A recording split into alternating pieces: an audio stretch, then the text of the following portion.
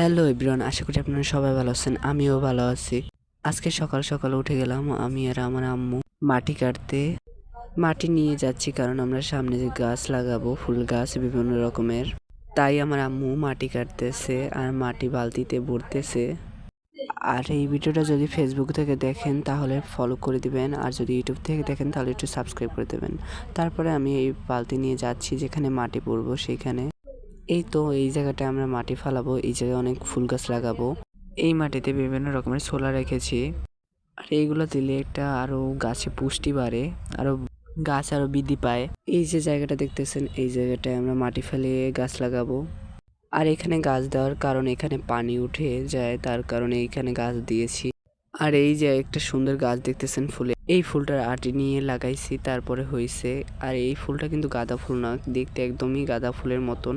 এটি 12 মাসই ফুটে। ফুলটা আসলে অনেক সুন্দর। আর এই গাছের অপর সাইডে অনেক শাক সবজির গাছ লাগাইছে আমার আম্মু। কলা গাছ, এই ড্রাগন গাছ সব আমার আম্মু লাগাইছে। আর এখানে তো লাগানো হবে আমাদের ফুল গাছ। আর এই ফুলটা আমরা লাগাবো এখানে। আর এই ফুলটার নাম আমি জানি না, তাই বলতে পারছি না। কেউ যদি জানো তাহলে কমেন্ট করে জানাইও।